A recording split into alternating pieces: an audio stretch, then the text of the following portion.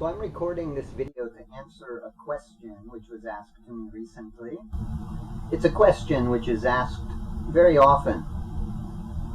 I was asked, is it necessary to practice brahmachaarya or celibacy to realize God? The practice of brahmacharya is necessary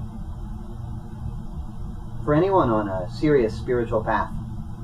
However, there are two types of brahmacharya. A lot of people don't realize this.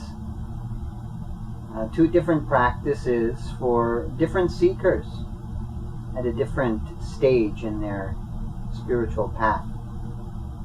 Only for a select few, very, very few people really in this world are prepared to live life as a sannyasi or renunciate, leaving behind the desires of the world and living in reclusion to do spiritual sadhana.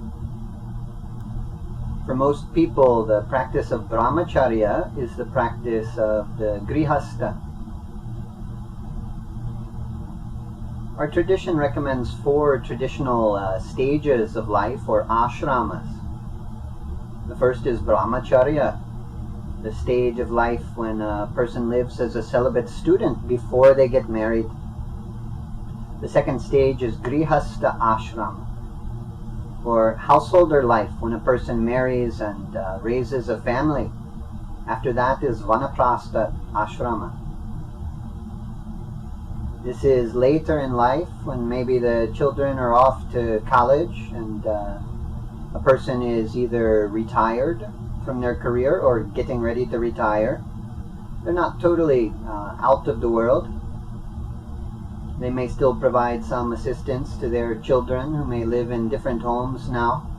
Married, they may help with the grandchildren. They may advise other people in their career from all the experience of their many years of working.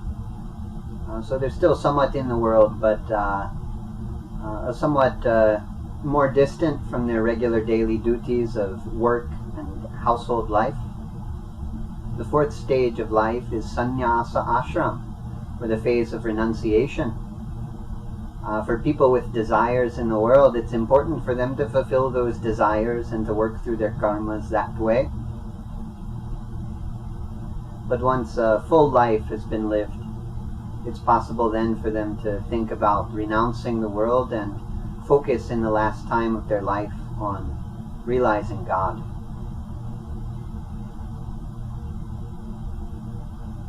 For a very few people, the desires toward any kind of worldly attachments, to wealth, to family, is very little in comparison to their desire for God. These souls have some experience of God, and by their nature they seek God. Sannyas for them is not really a path that they can choose. It is chosen for them by their state of spiritual maturity and by their experience of the divine Shakti, which comes from many, many years of practice, many lifetimes, previous lifetimes of spiritual practice. For them, it's not an issue to choose the path of renunciation. For them, the path of renunciation will choose them. When a person matures to that level in their practice, the world will renounce the seeker. So even if they try to get married, it will not work out because their state of spiritual advancement is enough. It will not allow them to get too attached to the things of the world, because it's a time for them to focus all of their attentions inwardly. But for most people, there are desires in the world. Desire is not a bad thing. We all experience desires. Everyone who is here is come on account of some attachment. Even the great saints, the realized souls who come back to the world again and again to teach and to uplift other people in their spiritual path, like Dalai Lama, have come on account of some attachment to this world. For these great realized souls, it may not be a personal desire that draws them into the world. but the desire to help humanity. But without desire, without some karma, some attachment, no soul will come into the world. We're all here on account of karma, and we've got to face those karmas. This is not done well by sitting in a cave somewhere in Himalayas, meditating all day long. That's no way to face and resolve the desires, the attachments, the karmas which have drawn the soul into the world. If there's a desire for relationships, then people should have a family. But they need to practice this in a certain way to ensure that they'll continue to resolve karmas and come closer to spiritual realization in this lifetime. If there's the desire for relationship, the recommendation is to marry. But to marry one time, to think it out very well before acting, and to select a suitable partner, and to marry that person, and to remain with that partner throughout life, for better or for worse. I'm very concerned about what I see with many people now. In our modern society, it has become unpopular to get married, and it's become very popular to date and to have many physical, intimate relationships with many people. These relationships will always detract from the intimacy of a marriage once someone chooses to commit themselves to one partner. It's very important for anyone doing a spiritual practice to commit themselves in relationships, to commit themselves to their family, and to a spouse, to their partner. Or spiritual progress cannot be made. When people run from one relationship to the next relationship, when people divorce again and again and again, it's not possible to make progress in a spiritual path. The arrangement of marriage is a beautiful situation. The sages in many cultures throughout the world have recommended this arrangement of a marriage between two people. When people marry and they remain committed to each other throughout life, it's not only possible to have spiritual realization, it will definitely happen. Though a relationship will bring much joy, much blessing for both partners, it surely brings many challenges. For a person who's been living by themselves, that person once married has to learn how to live not only for themselves but for another person also. This presents challenges. For a relationship to persist through the years, it's necessary for each person in that relationship to face all of the difficulties they encounter and to understand them to be an expression of their own unresolved inner karmas, and to work on those difficulties in the relationship. It's not possible for a relationship to continue unless each partner is working on themselves inwardly. Likewise, it's not possible for a person to do their inward work if they're not able to commit themselves in a relationship. They say it's not possible for a person who is divorced to have any sort of connection with a guru, a spiritual teacher. Just as it's not possible for someone who's dating many different people to have a meaningful connection and interaction with a spiritual teacher. This is because this pattern comes in people's lives. The inability to commit, the seeking always for a new partner, from an inability and an unwillingness within that individual to face their karmas that invariably are brought up by the relationship. A guru recognizes this as a bad sign when a student comes and they say they're on their 4th marriage, their 5th marriage, their 6th marriage. A guru will realize that that person is not interested in doing work on themselves. Or if a person is not married, but simply dating, It's alarming to me the way that people are dating in society today. It is stunning to see that people rush into these relationships. They're so quick to have physical intimacy with each new person they meet, yet they don't think about the consequences until after the fact. We recommend that people think out, plan a relationship, not just for today or tomorrow, but thinking about the future and all the possible effects before they choose to enter into that relationship for their own happiness. People come to me again and again and they say, I'm struggling, I'm suffering in this relationship. They ask for my assistance and I talk to them about their relationships. And as I ask them how the relationship has started, almost invariably, people say it was not based upon commitment, not based even upon a mutual decision, not even based upon an individual decision, but instead an act of passion caused this connection. After the fact, they think about it and they say, is this a situation which can work for me? They ask themselves. It makes much more sense to think before and to act based upon wisdom, having considered the results, having weighed out the pros and the cons of each situation, having asked oneself if a person is really, truly willing to accept responsibility for their actions. Now, many people realize there's a potential of pregnancy, potential of disease, all that kind of thing. Many people don't realize that when there is a pregnancy, a soul has come into the woman there who is pregnant, into her body. Ayurveda teaches us that the soul comes in to the cells at the time of conception. The gender of the child is not determined until the 3rd month of pregnancy.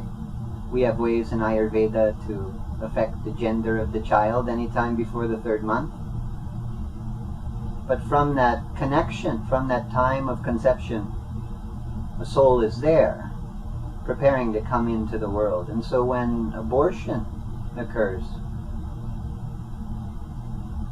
a soul who's come into the body, come into the cells, come into the physical realm, the soul who is ready for reincarnation is then being killed and sent unexpectedly back into the spiritual realm.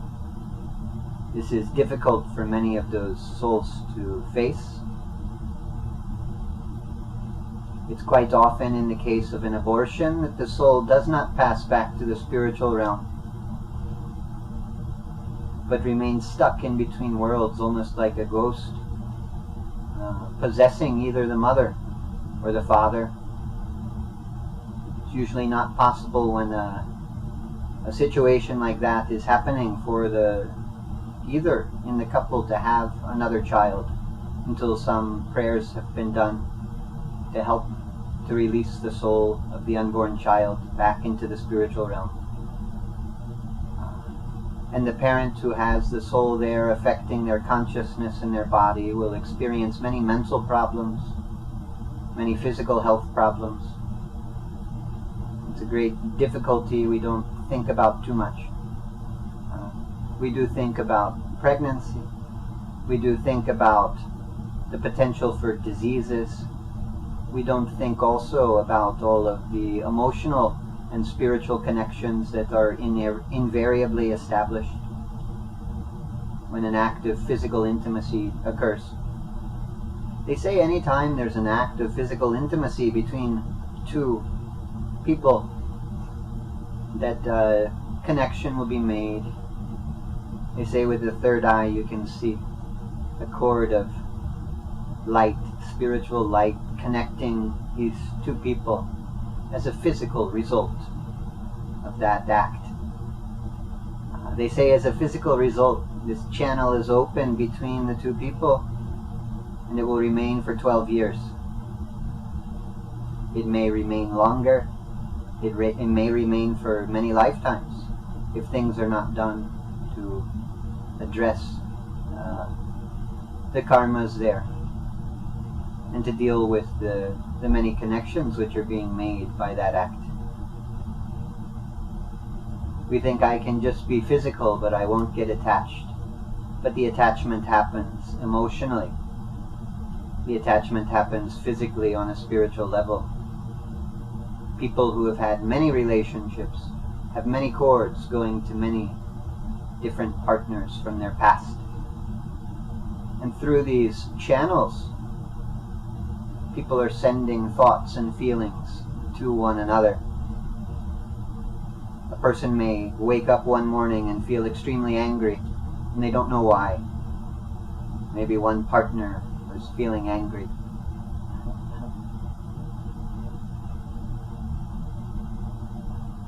Also, we share some of the karmas of anyone that we connect with in this way. Surely we know a husband and wife share many karmas. When an astrologer looks at the birth chart for marriage compatibility, they look a lot into the chart of the potential husband and wife for many things. We know from Vedic astrology it is possible for the birth chart of one partner to kill the other partner. It's possible for the birth chart of one partner to make the father or the mother of the other partner to become very ill. It's possible for your husband or your wife's birth chart to cause you to go to prison, to become sick, to lose your job. Many things like this occur because when we choose to make this connection with a person, we're choosing to share some of their karmas. But the same is true to some extent for people we choose not to marry but only to establish this physical connection to. People have many struggles in life on account of the karmas of the many people they've been with. And each day as they do their spiritual practice, there's no clarity in the mind, because the thoughts and the emotions are coming from many, many different sources to them. And the karmas of many different families are affecting them. When a mother and a father get divorced, when there's adultery in a marriage, this creates many bad karmas which affect the entire family for many generations. Statistics show us that when parents have been divorced, it is much, much, much less likely, almost impossible, for the children to have happy marriages. When there's been adultery in the relationship of the parents, it's almost impossible for the children to have a happy marriage.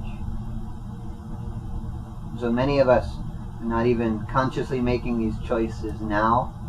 We're being affected by the karmas of our family, the choices of our father and our mother and our grandfather and grandmother.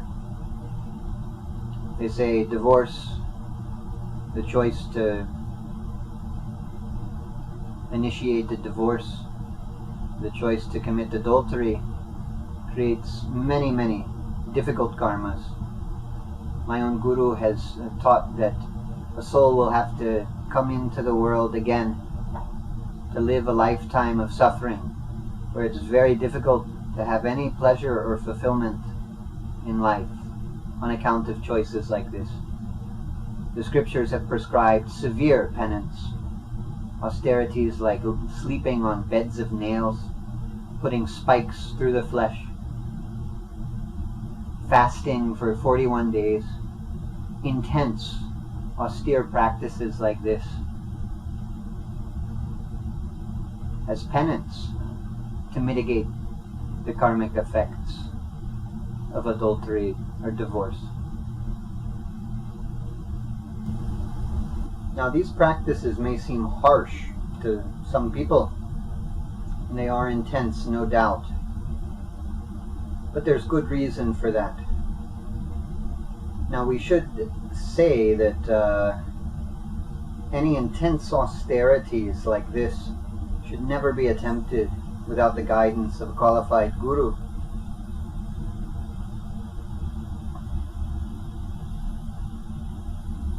With the guidance of a guru, it may be possible to remove many lifetimes of karma through such intense practices.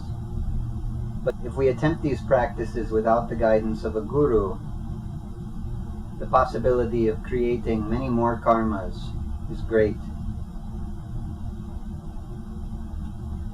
As many intense karmas, emotions, feelings arise from the subconscious mind, it could be easy to become overwhelmed without the guidance and energetic support of a spiritual master.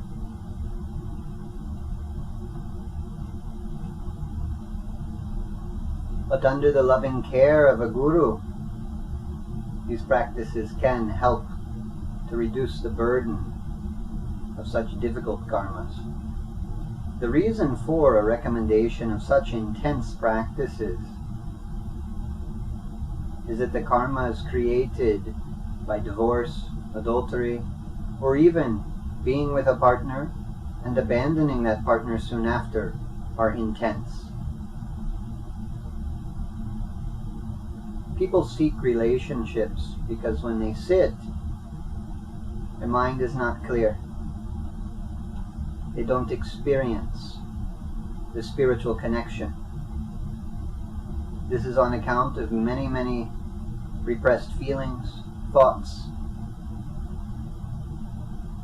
vasanas in the subconscious mind from the karmas created in many previous births.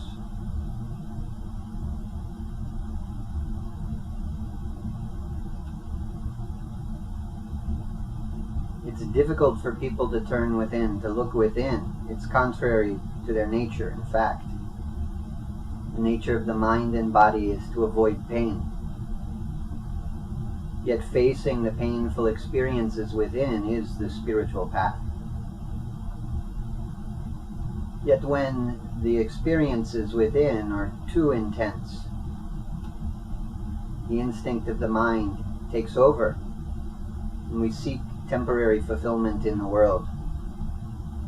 Ultimately, seeking any fulfillment in the world is a misguided action, because permanent fulfillment only ever comes from within. But when we look within and we don't feel full, it is natural to seek that temporary, external solace, because it can be attained quickly, easily, by comparison to the many, many years of intense focus and spiritual practice that's required to come to the inner fulfillment. When a person goes toward a relationship, they're seeking a sense of completion, a sense of fullness. And they find some temporary distraction from the feelings of emptiness within. They put many expectations on the relationship.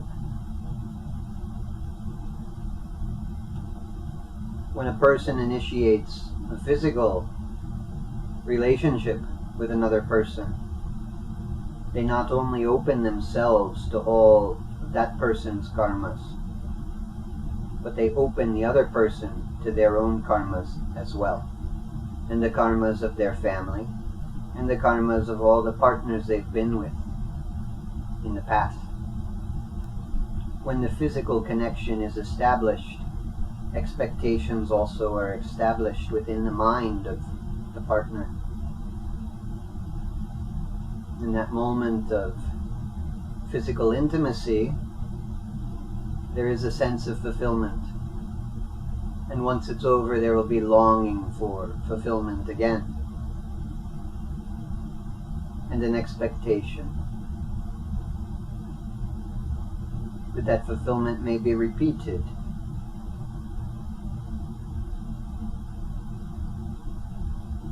we enter into a physical relationship, we force the partner to put expectations onto us. We open a channel to them. And we force emotional expectations to be made. From these expectations follow. Though it's never possible for one partner to fulfill the expectations entirely of the other, it is necessary that each partner make efforts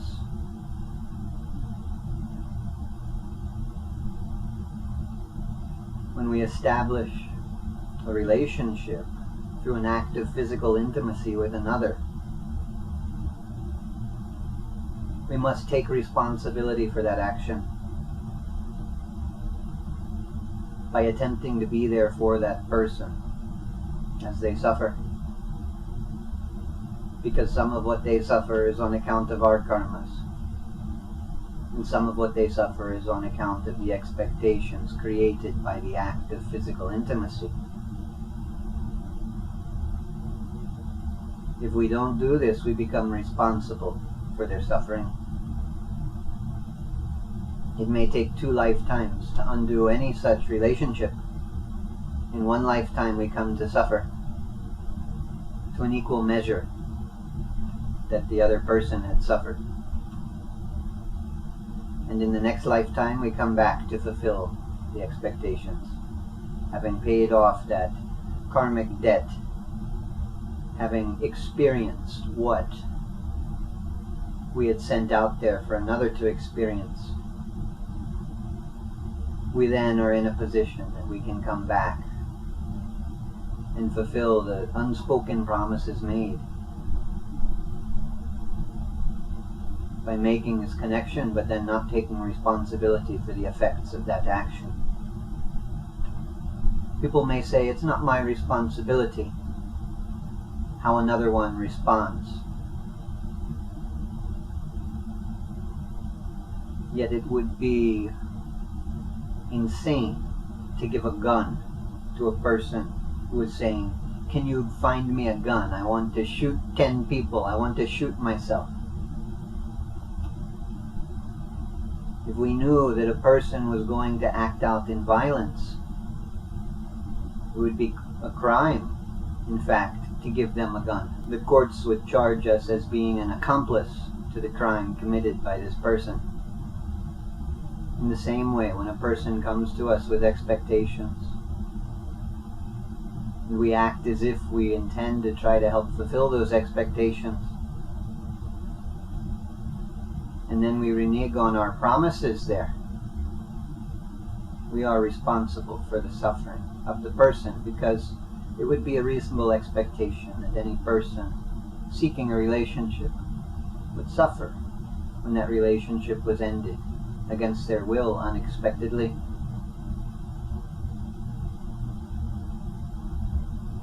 For someone on a spiritual path, this could be a daunting thought. If a person has had many relationships, this could mean they have to come back many, many lifetimes. Before then, they can be free from these karmas and again begin to progress inwardly. Yet through the intense practice of penance, it is possible to bring up these karmas and to resolve them without needing ever to come back to suffer or to even come to fulfill those promises. In many cases, it would be necessary for a person to have a good relationship, if all the relationships have been bad, to show themselves that it's possible for them. But it may not always be possible to go back and be with each individual person.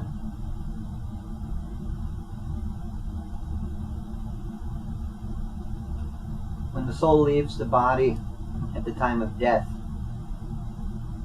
the thoughts and feelings of the mind remain with us. The beliefs in the subconscious mind created by our experiences and our ability to process those experiences, these beliefs remain with us And as we're born again, we come with certain beliefs and expectations, certain fears, certain talents, certain gifts.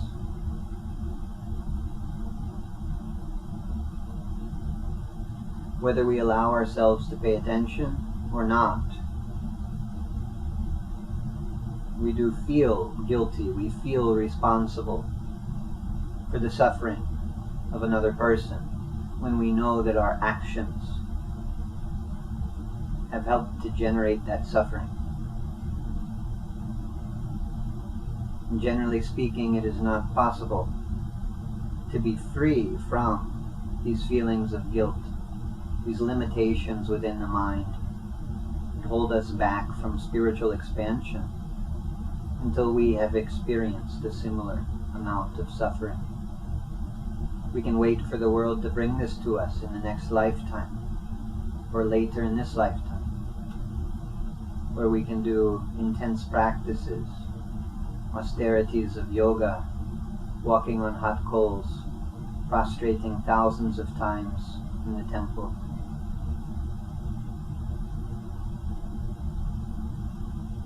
Burning the flesh, putting spikes through the tongue, through the back. Practices like these are very powerful to bring up the feelings of pain and hurt within that are very difficult to access otherwise. For a person who doesn't want to have to live 1,000 lifetimes to resolve the karmas of many past lifetimes, these practices can intensify the spiritual practice and help them to access these many lifetimes of karma.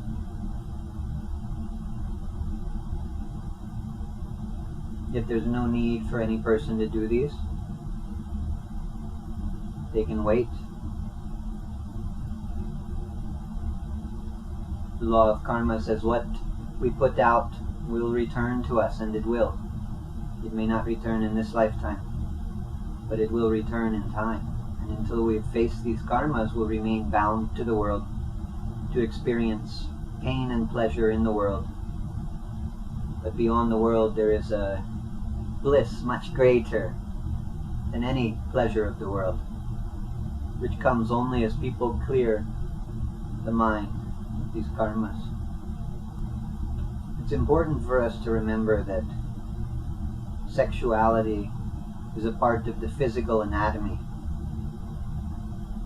Ayurveda teaches us that it is dangerous to repress any urges of the body. If a person needs to cough, sneeze, to urinate, to defecate, and they repress these instincts of the body, certain diseases will occur. Also, if a person represses that sexual urge, certain diseases will occur.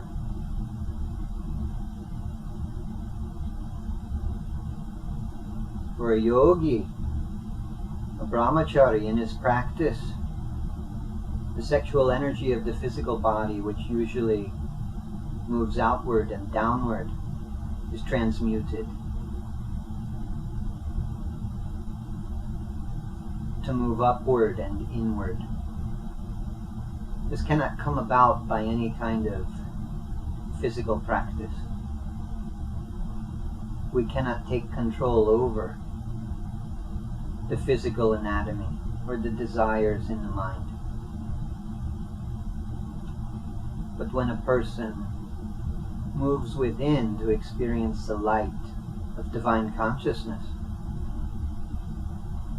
then transmutation of the sexual energy happens as a result. If a person sits to meditate and they close their eyes, many thoughts may arise in the mind, many desires. Or if they've done sufficient practice to clear out the vasanas of the subconscious mind, then as they sit, they may see the light of the divine. They may feel a sense of bliss within. They may tear up as they see the light of God and just behold its beauty For those who've had this experience, the draw is intense. To regain that experience and to deepen it. Seeking anything else outside becomes impossible, because everything in the world seems like only a small consolation compared to the great bliss of spiritual realization.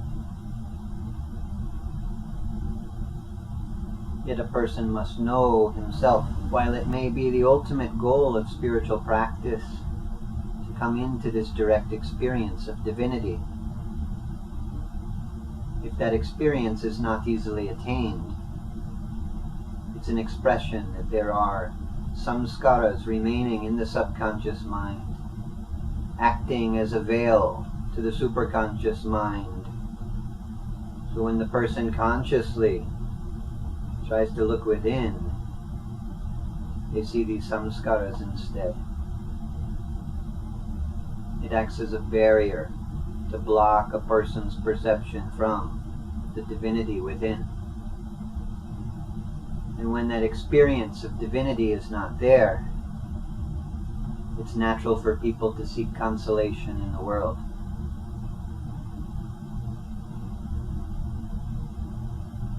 It is not bad to seek the things that you desire in the world, because as a person seeks these things, the experience of seeking will lead them to an increased awareness of the samskaras, because seeking in the world will provide only temporary pleasure. The pleasure serves as a consolation. But the obstacles and difficulties serve to bring up the subconscious thoughts and feelings so that they may be processed and released, and those karmas resolved. When the desire for God is strong within a person, the desire for other things will be little. And then a person can seek the path of renunciation and the practice of celibacy. When there is a desire for physical intimacy and the family life, a person must follow this path.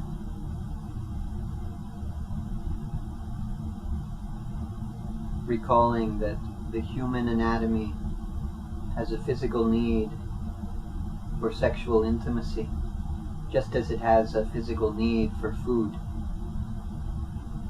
The saints may not need any kind of outer relationship, but the saints also do not need food to sustain the body.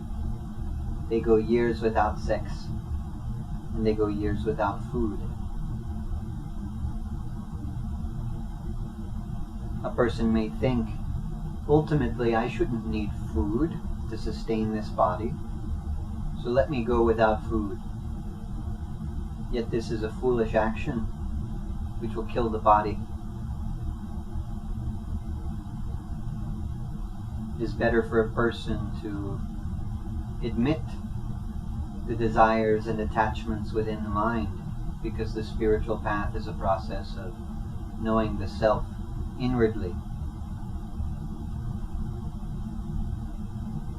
Problems and karmas are never resolved by avoiding them or pushing them away or pretending that they're not there.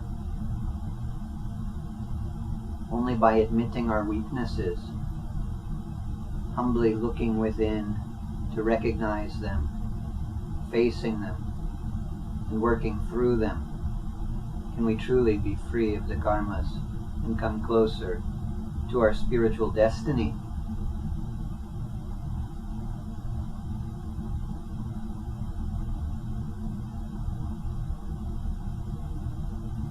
If we do not allow ourselves to have the things that we desire in life, we will suffer a lot of disappointment, and perhaps mental illness and physical illness.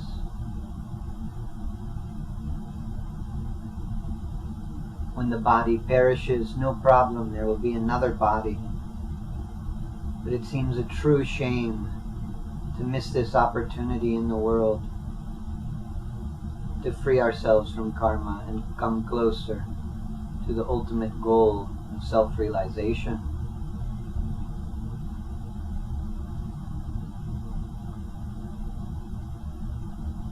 For us to come steadily closer to the goal of realization, it is necessary for us to commit ourselves in relationships. Once we have a partner, we must stay with that partner. It is possible to think when a relationship gets difficult, well, I didn't choose well, this is not a good partner for me. But the stars and the planets will not allow a person to marry anyone, but a person who is good for them, a partner who will help them come closer in their path. If a person thinks about ending the relationship on account of difficulties,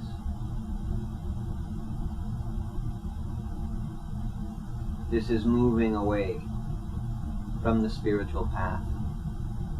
Because the difficulties, though they appear in many cases to come from the partner, come from our own astrology, and they come from within us. The good astrology of one partner will resolve any difficulties in the other person's life, just as the spiritual practice of one partner will dissolve any conflicts in the relationship. But not only is it necessary to remain dedicated to one partner throughout life, also we need to truly focus our desires, our romantic feelings on that partner alone. That means that as we go throughout life, we must not look at other people. We must not look at people other than the partner in a sexual way. We should not think sexual thoughts about them. We should not say sexual things to them or about them. We should not touch them. My Guru recommends of his devotees that they limit interactions with the opposite sex, speaking only when it is necessary, trying never to touch a person of the opposite sex, avoiding gazing into their eyes, because these practices will help prevent intimate connections from being made. If a person has desires for intimacy, these should be fulfilled through the marriage.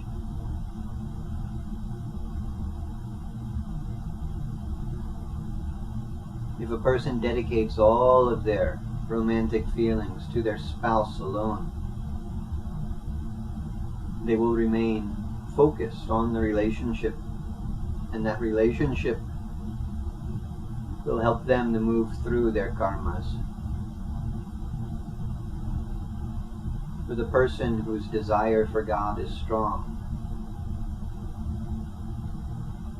and for whom the desire for family is little, he may go to the ashram of the Guru. He may go to the mountains, to the forest, and in seclusion he meditates. He's had an experience of God. He desires more of God. As he meditates, he comes to some experience. And this experience feeds him in his practice. It fulfills him in his mind. But as he practices, he comes to obstacles as well. Through these obstacles, he gains insight into the remaining vasanas within the subconscious mind. Through this process of fulfillment and desire and practice,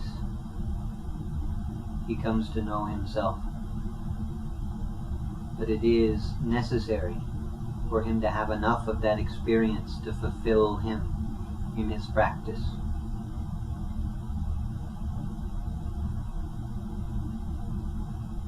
Or he will not have the moments of disappointment that helped him to move further within. Likewise, for a person with desire for relationship, when they remain committed to a family, to one relationship with one partner, that relationship brings moments of fulfillment, great blessings, great bliss. But it also brings obstacles, challenges, and tests. Through these tests, a person comes to the inner vasanas and gains an opportunity to face them within themselves, to know themselves, and to release the false impressions of who they were. In this way, marriage is a beautiful contract, a spiritual arrangement blessed from the inner worlds by the devas. A spiritual couple works in partnership as each partner comes closer to God. One partner cannot force the other partner to change, but as one partner changes within themselves, the other partner changes as a result, because their energies are intimately connected. It is not possible for one partner to change without the other changing also.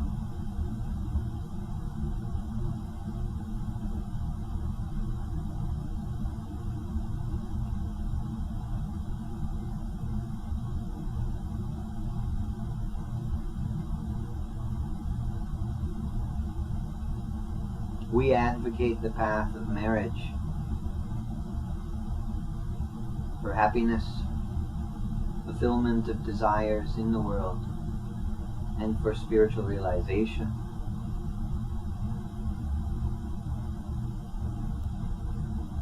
We bless the practice of marriage for spiritual fulfillment and the peace of the world. People seek peace in the world, and they wonder why the world is often ridden with such conflict, wars, natural disasters, economic recessions, and they wonder what they can do to change the state of affairs throughout the world. Yet they do not pay attention to the conflicts and difficulties within their own families. Though no individual has much power to bring peace to the warring nations, each person has great power to bring more peace, happiness, and fulfillment to their family, to their sons and daughters, and husbands and wives, mothers, fathers. As we bring peace to our own consciousness, that peace spreads throughout the house. As we resolve conflicts with our family, peace increases within the household and spreads to the community and to the world. In this way, we can enact lasting peace in the world. Yet people neglect these simple, easy steps through which they can make a lasting difference in the world. Instead, they aim to dissuade warring nations and inevitably fail. In the same way, many people strive for the goal of brahmachaarya without allowing themselves to experience a happy family life. It may not be any easier for most people to practice brahmacharya than it would be for them to give up food. But it is possible for every person on earth to resolve conflicts with their families and to have happier relationships. This process leads the householder to God in the same way that meditation, mantra practice, yoga leads the renunciate to God. The Taittiriya Upanishad says, Matri Devo Bhava, Pitri Devo Bhava, Acharya Devo Bhava, Atithi Devo Bhava. This means the mother is God, the father is God, the teacher is God, and the guest is God. We as householders must pay our reverences to these four, to bow to them verily as God and Guru, to serve them, to make them happy. It is the duty of every householder to fulfill the desires of his mother and father. It is the duty of every householder to support the spiritual teachers, the gurus and sannyasis. And it is the duty of every householder to welcome guests into the home, to offer them a seat, a drink, and food.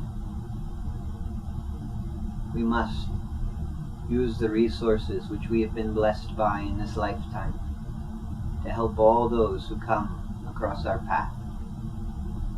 We must cultivate a spirit of service and generosity which knows no bounds and makes no judgments, but offers generously to all. Because when we truly love and serve the husband or the wife, though faulted they may be, when we can see divine love in every action of the spouse, when we can truly love and serve the mother and father, and appreciate them as gurus, when we truly experience love for every person in this world we ever encounter, then only can we see God within the Guru and the divinity latent within the human heart.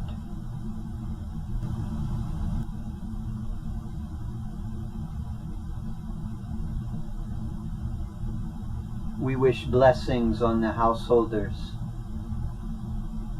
who have married with faith in God and who struggle to keep themselves devoted to their spouses for their love of God and for the expansion of their own consciousness.